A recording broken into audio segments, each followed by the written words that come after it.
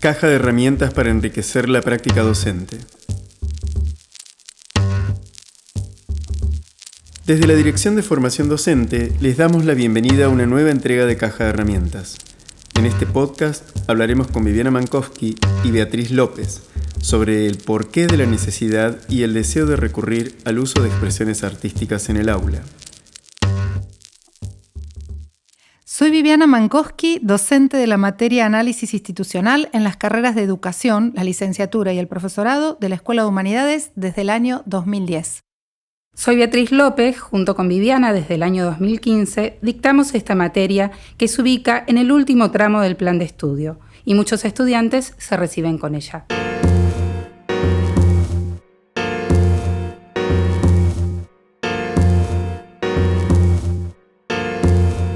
La materia.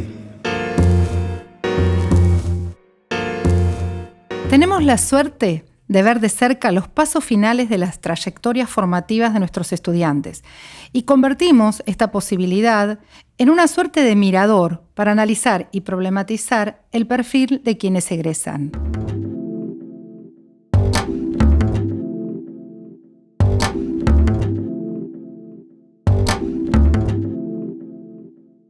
Nos preguntamos, ¿qué profesionales de la educación estamos formando?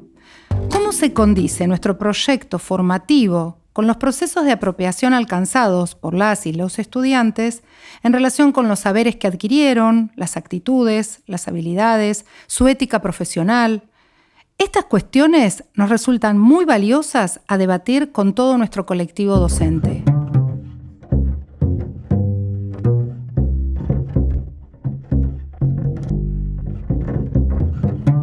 Equipo docente. Desde hace 8 años trabajamos juntas con Betty y más allá de adherir y estar a favor de una gestión democrática en la toma de decisiones que implica toda propuesta pedagógica, considero necesario, casi diría imprescindible para mí, el acto de copensar. Pero, ¿a qué llamamos copensar? Por un lado, lo entendemos como el pensar compartido tanto en el diseño, la implementación y el seguimiento de nuestro proyecto didáctico, ¿no? Por un lado. Por otro, no se trata tanto de imponer una posición o un encuadre de trabajo, sino de construir juntas, Betty y yo, la mejor idea, la idea enriquecida con los aportes y las propuestas de cada una. No me convence el hecho de armar un equipo docente para delegar verticalmente tareas de menor responsabilidad o tareas más engorrosas o arduas, como por ejemplo la corrección de parciales. Con el paso del tiempo fuimos construyendo, Betty y yo, un equipo de trabajo tendiente a la horizontalidad, el compartir las situaciones de clase, el asumir el compromiso de hacer juntas la materia. ¿En qué consiste esa relación de horizontalidad? Esta relación es difícil de construir en un ámbito educativo como lo es la universidad, que suele no reconocerla. Generalmente en ella se pone el foco en los saberes disciplinares, la metodología, la grilla curricular, pero no se ponen en relieve los saberes relacionales. Para nosotras, dichos saberes son clave para que la formación se habilite y transcurra. Específicamente, este estilo de relación, de vínculo entre docentes, tiene una intencionalidad formativa y encierra una postura ética que cuestiona la comunicación vertical y la toma de decisiones jerárquica. También esta relación es vista y valorada por las y los estudiantes al finalizar la cursada. Ellos la perciben y la comentan hasta analizar nuestra modalidad de vínculo entre nosotras, generalmente en el diálogo que se despliega en un examen final, por ejemplo. En síntesis, si bien organizacionalmente soy la profesora responsable de la materia, reconozco un interés personal por llevar adelante una propuesta de trabajo en equipo basada en el disfrute, por ejemplo, para nosotras muy valioso, el disfrute por compartir los saberes, la construcción de confianza, el encuentro también, el intercambio de autores atractivos por descubrir, en la preparación de las clases y el análisis de nuestra propia implicación frente a los diferentes sucesos que acontecen en el transcurso de cada cursada. Caja de herramientas.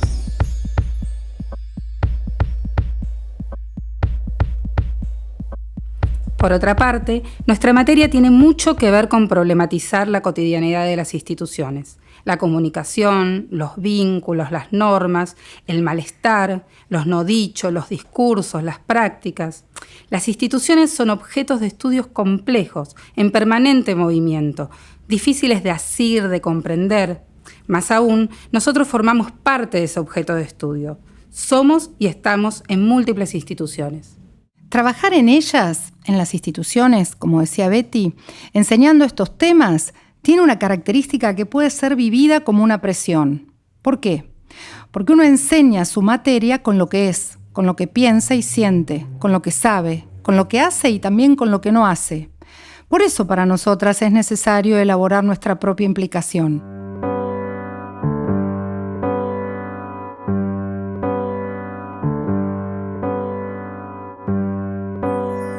Implicación. Cuando hablamos de implicación, muy brevemente, introducimos una noción clave de la corriente del análisis institucional y de nuestra materia. La implicación tiene que ver con la acción subterránea de la subjetividad. Esta se pone en juego en todo intercambio, en toda relación entre sujetos, y es necesario analizarla sobre todo en los oficios de la relación, al decir de una reconocida autora suiza, Mireille Sifali. Mireille Sifali, historiadora y psicoanalista suiza, profesora emérita de la Universidad de Ginebra. Bajo la dirección de Michel de Certeau, continuó su formación en ciencias de la educación. Nous savons que le métier de l'enseignement, être dans sa classe, c'est exercer une fonction pour l'enseignant et pour l'élève, c'est être là contraint. Mais au-delà de ces deux fonctions sociales, il y a une rencontre entre un humain et d'autres humains. Pas des fois dans leur singularité, mais tout de même. Donc ça veut dire que il y a une importance de ce qui lie l'un aux autres, du regard que l'un pose sur les autres, de la manière dont il est présent, si on parle de l'enseignement, dont il est attentif, dont il écoute, dont il voit, dont il regarde, dont il entend, dont il observe, dont il prend à l'intérieur de lui-même les signes que l'autre lui envoie. Nosotros sabemos que el oficio docente remite una tarea específica para el profesor o el maestro y para el alumno supone una obligación. Más allá de estas dos funciones sociales, se trata de un encuentro entre un ser humano y un otro ser humano. Hay una importancia en aquello que une a uno y a otro, de la mirada que uno dirige hacia un otro, de la manera por la cual uno, el docente, está presente, atento, mira, escucha, observa, recibe los signos que el otro le envía. Parler de la relation, c'est parler de quelque chose qui est très subtil et qui aujourd'hui est souvent occulté, en tout cas n'a pas de prix et n'est pas remboursé ni rémunéré. Et pourtant, dans les métiers de la relation, comme celle de l'enseignement ou même de la guérison, le rapport, la relation, la qualité, la force de ce qui se passe entre les humains est ce qui est parfois le plus important. Hablar de la relación es hablar de algo que es muy sutil y que hoy a menudo permanece oculto. No tiene precio ni es reconocido en los oficios de la relación. Sin embargo, en los oficios del humano, de la enseñanza o de la cura, la calidad o la fuerza de lo que pasa entre los seres humanos es, a veces, lo más importante. Si on oublie très vite que, bien entendu, qu'on peut apprendre avec des machines, mais qu'on apprend pour quelqu'un, on apprend dans un contexte humain, on n'apprend pas quand on est humilié, rejeté, moqué. On apprend quand on est soutenu, on est regardé, on se sent exister aux yeux de l'autre. Más allá que uno sabe que se puede aprender de una máquina, se olvida rápidamente que uno aprende por alguien. Uno aprende en un contexto humano. Uno no aprende cuando es humillado, menospreciado, rechazado o burlado. Uno aprende cuando está contenido, es mirado. Uno se siente existir a través de los ojos del otro.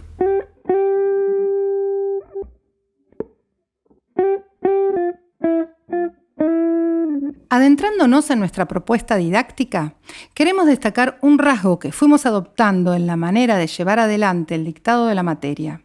Ese rasgo, esa característica, tiene que ver con el lugar reconocido que le fuimos dando a las expresiones artísticas, al arte. ¿Cómo se articula el trabajo de análisis de la propia implicación con la propuesta didáctica de trabajar con expresiones artísticas? Mira, en principio te tenemos que contar cómo pensamos, cómo concebimos nosotras el arte. El arte permite descolocar al pensamiento dogmático, ¿viste? Al pensamiento autoritario que suele ser frecuente en las instituciones de todo tipo de instituciones. Por ejemplo, las dedicadas a la salud, a la educación, a la formación. Para mí el arte es el antídoto para el saber unicausal, para el saber monolítico, incuestionable. El arte nos permite pensar en un estímulo que crea las condiciones para que cada uno, para que cada una, despierte sensaciones, emociones o vivencias personales. El diálogo que despierta una manifestación artística se vuelve para nosotras en un insumo imprescindible para introducir el trabajo de análisis con la propia implicación, que es lo que vos nos estás preguntando. Cuando utilizamos el sintagma manifestaciones artísticas, nos corremos de pensar el arte con mayúscula, visto desde el saber del especialista, el espectador o incluso el crítico. Por eso nos gusta más hablar de procesos, fenómenos, expresiones, mediaciones artísticas.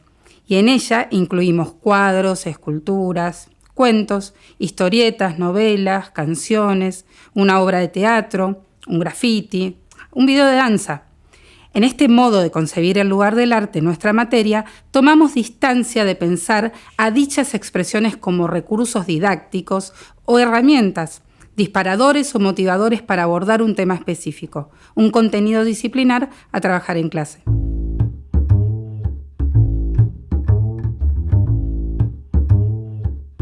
Y más allá de abrir puertas al trabajo de elaboración con la propia implicación, de manera más general, ¿por qué la necesidad y el deseo de dar clases incluyendo expresiones artísticas? Está buenísimo eso, ¿no? De preguntarnos el por qué. A ver, podemos esbozar varias respuestas posibles. En primer lugar, la inclusión que hacemos de distintas manifestaciones del arte tiene que ver para nosotras con la posibilidad de crear, en principio, un clima de encuentro inicial con los y las estudiantes que llegan al aula. Muchas veces comenzamos la clase contando un cuento, leyendo una poesía, escuchando una canción. Generalmente, en su mayoría, nuestros estudiantes asisten a clase después de una jornada de trabajo y se nota en ellos el cansancio que suelen acumular desde la mañana, ¿no? Cansancio o preocupación, o las dos cosas. Entonces, creemos que recibirlos con una mediación artística elegida es un modo de decirles hola. Los estamos esperando, las estamos esperando, ¿no? Preparamos desde un comienzo para compartir con ustedes, casi como ofrecerles un café. Tal vez, en algunos casos, pueden cerrar la jornada laboral y disponerse a ser estudiantes en esta propuesta que les estamos ofreciendo. Es como un modo de invitarlas a una transición, a un cambio de roles, cerrar una tarea y disponerse a otra. En segundo lugar, nos interesa trabajar con fenómenos artísticos porque toda obra compartida produce siempre efectos inesperados, siempre singulares y además son imposibles de controlar. Y para nosotros eso es magnífico. Es más, en este argumento encontramos un punto de coincidencia con nuestra concepción sobre la enseñanza. Nunca sabremos dónde cesa nuestra influencia, decía Edith Lewin, una reconocida profesora del campo de la didáctica. Más precisamente, la enseñanza puede programarse y planificarse, pero el impacto que tendrá en cada una de los alumnos que la recibe, eso es impredecible. como el estar frente a una obra de arte. Y esto va más allá del resultado de una evaluación, de una nota o una acreditación necesaria para avanzar en la trayectoria estudiantil. Nuestras intervenciones docentes orientan el aprendizaje, pero el efecto formativo que producen es más del orden de lo incierto, lo incontrolable y de un tiempo no medible ni calculable. Y con el arte sucede lo mismo. No se puede anticipar ni controlar el impacto que produce en cada uno, en cada una.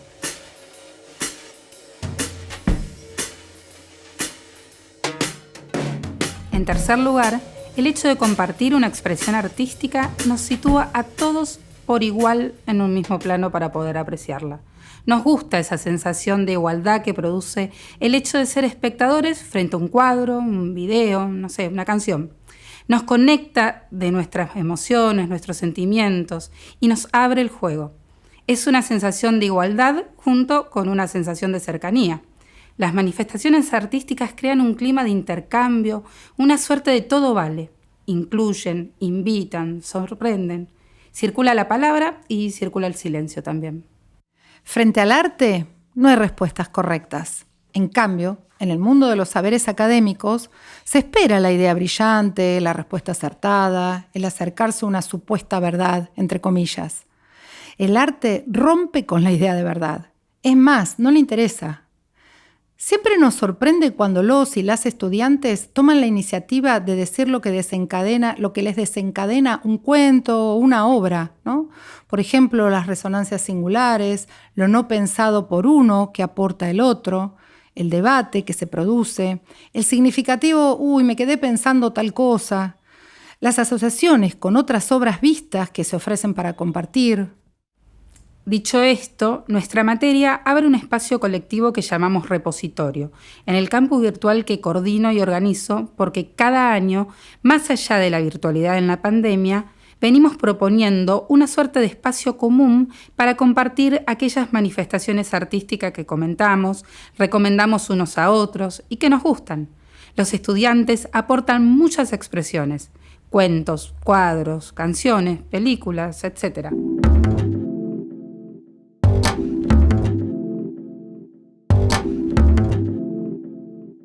Bueno, por último, ¿no? Y retomando tu pregunta, ¿por qué dar clase incluyendo expresiones artísticas? Para nosotras, las mediaciones artísticas abren mundos internos, despiertan emociones, sensaciones, ideas y pensamientos. Ayudan a pensar el contenido disciplinar de otro modo. Recurrimos a ellas, porque además las disfrutamos, como un medio privilegiado para hacer aflorar las emociones que ayudan a elaborar la teoría, las nociones. Nos interpelan y nos invitan a expresar nuestras impresiones personales alejándose del supuesto deber ser, que suele vincularse rápidamente con el discurso de las prácticas de la formación. Por eso nos gustaría elegimos terminar con palabras nuevamente de Mireille Sifali. Ella, esta autora, sostiene de manera muy sugestiva: lo que importa es transmitir una emoción para que el pensamiento se ponga en movimiento. Y el arte justamente para nosotras resulta ser un aliado en nuestra propuesta de dar clase. Caja de herramientas. Caja de herramientas para enriquecer la práctica docente. Hacen el podcast de Caja de Herramientas el equipo de la Dirección de Formación Docente de la Secretaría General Académica en colaboración con la Gerencia de Comunicación.